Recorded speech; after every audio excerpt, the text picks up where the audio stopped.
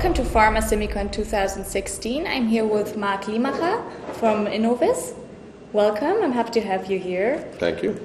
You are founder and CEO of INOVIS. Could you tell us a little bit more about yourself? So a very unorthodox background as a CI founder, because I came out of investment banking on the West Coast in San Francisco, where we were doing market intelligence for investment purposes. And back in the late 80s, it was an opportunity to provide the same kinds of services to non-investment clients.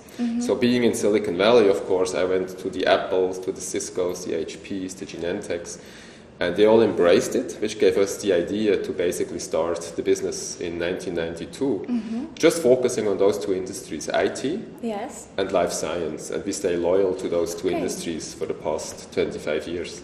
Interesting. And what exactly does your company do, and in which way is it involved in competitive intelligence?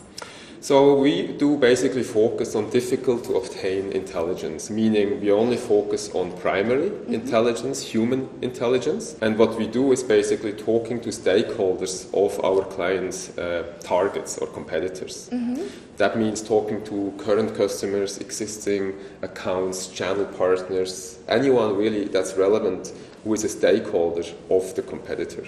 And then we get back to the clients, give them scenarios, upside, downside, realistic case scenarios. Or it could be very tactical in that we give them these sales enablement tools called battle cards, sell against guides, or more lovingly, kill sheets, so that can sell more effectively to their target audiences, in a nutshell. In your opinion, what does it take to have an efficient CI process in a company? Well, a lot of it has to do with, of course, early anticipation, which is really the value of CI. You don't want to react, you want to be able to proact a potential opportunity or mitigate the risk that's coming your way. What that means is that you've got to have buy-in from key stakeholders, particularly management. I think that's the most crucial thing, that management sees the value of CI and therefore funds it, gives it headcount, and also regularly it has interactions with the CI team. If you have those ingredients, I think you're in for longevity for the CI function in almost any company. And then, of course, you need good partners.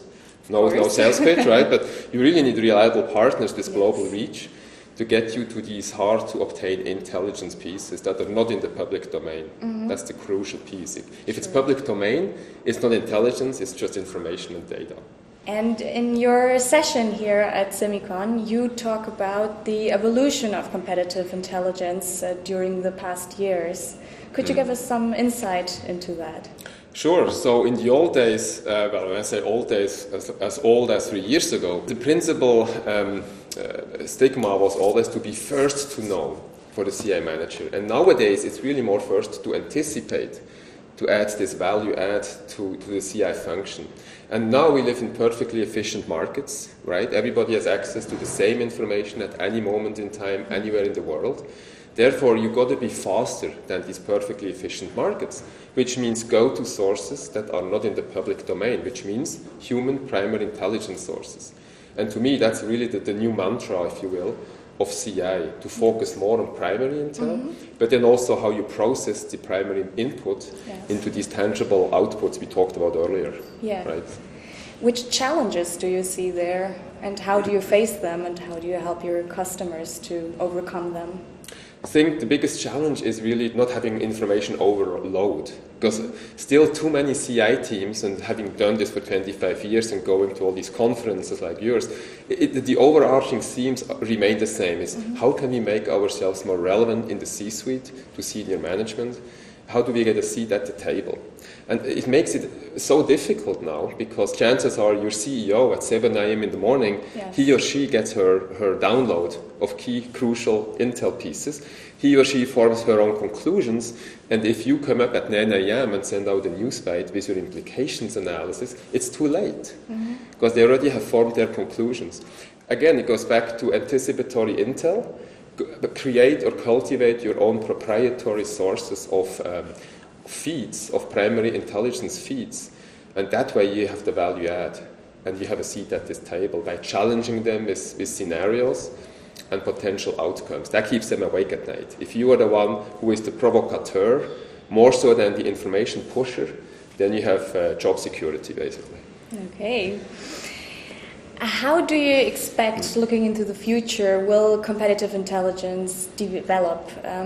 How do you think or wish it will be, and how do you think you might even change or also shape the future of it? I think more and more the CI teams will be forced to focus on high value-adding functions. So things that you can commoditize, things that you can outsource, which are really the data aggregation piece, and you can give that to one of these many software houses that are here at the conference and exhibit. That's a commoditizable function because everybody can do it. Sorry to say that to the software houses, but it's really something the CI manager shouldn't waste his or her time on. They should focus on the back end, right? The so what and the now what piece. So do the implications analysis piece, do the recommendations piece, do the scenario planning piece. That's the value add, really. So I think that's the trend we are seeing more and more, that you outsource these commodity functions and really spend your time on those value-adding back-end functions more and more.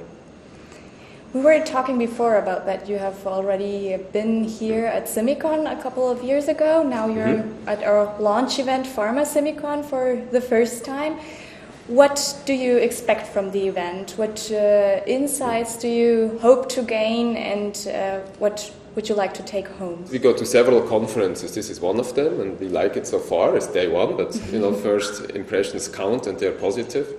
So I think what we try to get out of it is a lot of input from prospects and current clients to some of our newer offerings. That's always valuable.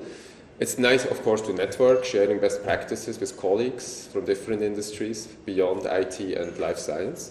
Yes. And I think to us that's the key. And we always look, of course, for fresh talent. So we try, hopefully we find some talent that we can hire, not just in Germany or Europe, but globally. Because we keep growing even after 25 years, so we need more talent. And it's hard to find qualified talent.